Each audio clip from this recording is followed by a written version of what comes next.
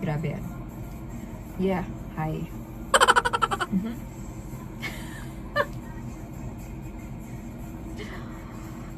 Ay, ay, diba? Nakaka-ano rin pala, nakaka-miss din pala.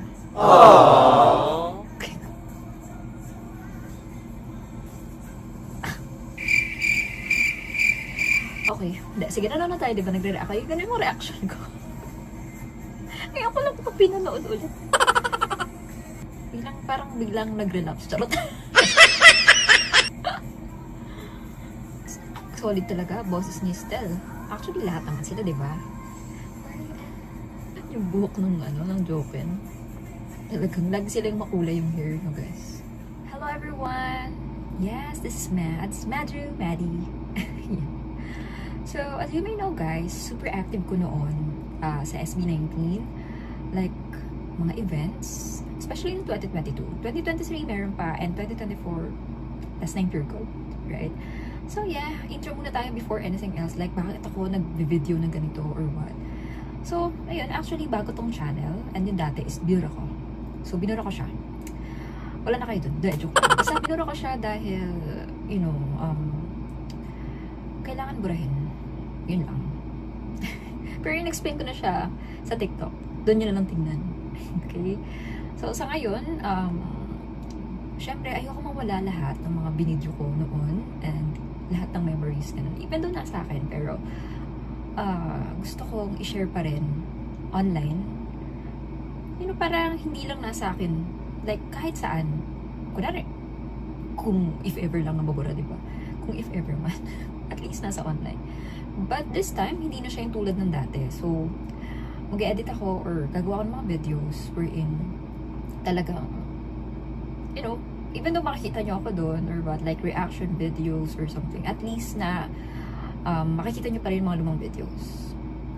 Siyempre, mas trip ng mga fans siguro na sila lang ang nakikita or what. But, sorry, kailangan talaga eh. Kung namimiss nyo yung mga dati kong videos or what is, kailangan ko talaga mag-upload ng ito. But yung mga videos naman na parang pwede namang manatili yung ano. But usually mga performances ay hindi. Okay, so ayokong masayang lahat dahil grabe yung pinagpaguran ko doon. Like, kaya sabihin natin friend ko yung isa doon. Like, I mean, yung super tropa. Yan, alam niya naman kung sino, si Josh, diba? Pero wala akong kahit ano. Wala akong mga connection or whatever na lahat yung pinaghirapan. Wala din naman akong kinita dyan. Magkano ba yung ginastos ko sa lahat, di ba? So, kaya talagang napakadami. Like, grabe. So, ang dami ko nang sinabi, guys. Ano ba yan? Hahawakan ko pa yung microphone. So, sa ngayon, alright, ang ating gagawin. Sorry kasi dalawa yung video na, dalawa yung camera na pinang-ano ko, landscape tsaka portrait. Kaya, di ko alam kung kamusta ba yung landscape video. Pero, dito ako nakatingin sa portrait video.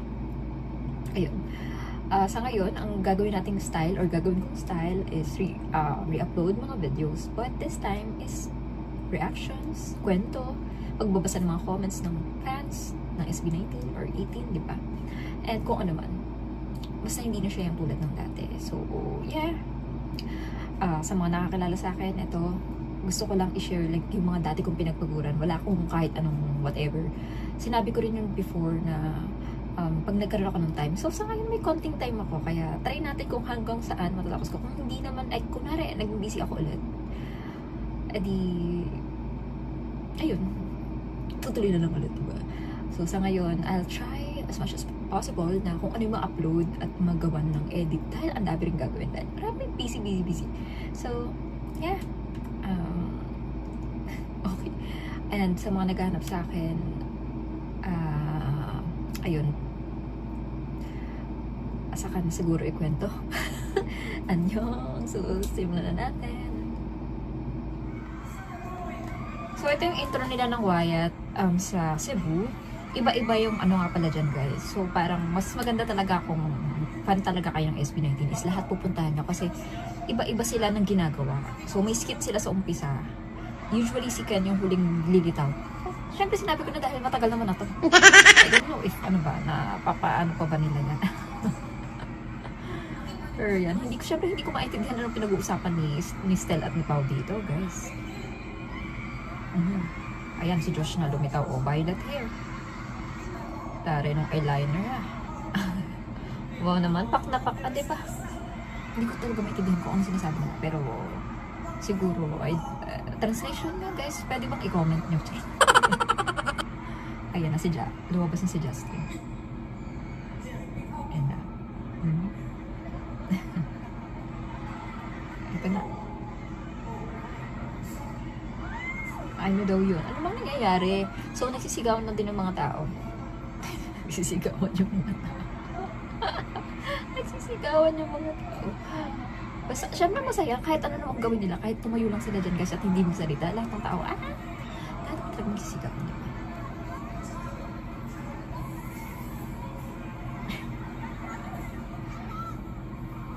Ayan na. Diba? Ayan na. May darating na nga pala. Sino pa ba? Ayan. Hindi ko maintindihan anong sinasabi nila. Pero, sige go. Ayan na. Siyempre, manood na tayo. Ito na yung performance. Siyempre, focus yun kay Ken. Ayan. Ang pwesto ko nga pala dyan guys, walang tayuan dyan. So, nakaupo ako. Nasa harapan pero sa gilid. Yan. Yeah. Parang mapapasayaw tuloy ako dahil sa ano. Kasi, naalala ko. Diba? Yan na. Yan, diba? And, syempre iba-iba sila ng outfit. Yeah. Ito kasi yung ano eh. Ayan. Yeah. Where you at? Ayan na. Ay, Diyos ko. Etong ano na to. Grabe yan. Yeah. Hi.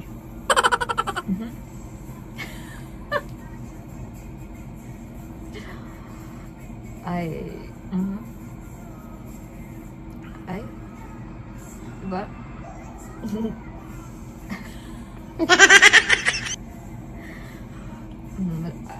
Ayoko nang magsalita.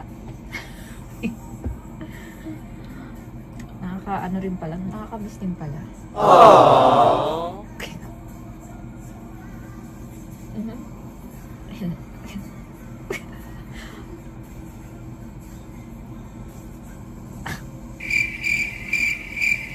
Okay, sige na tayo, diba nagre-react kayo? Ganun yung reaction ko.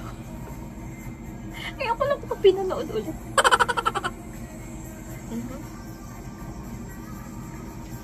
Okay.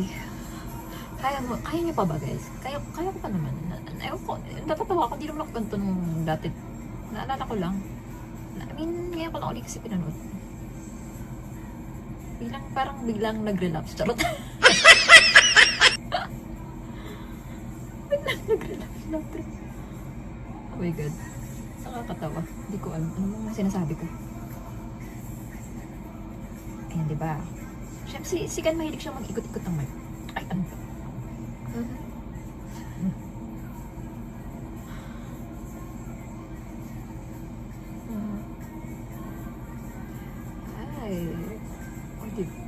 Ayun, pero basta ang ganda talaga ng mga moves niya, diba? So, yeah. Solid talaga, boses ni Stel. Actually, lahat naman sila, diba? And then talaga si Ken, parang gigil lagi siya sa mga sayo nila, or what. Yung buhok ng Joken. Talagang lagi sila yung makulay yung hair, no guys.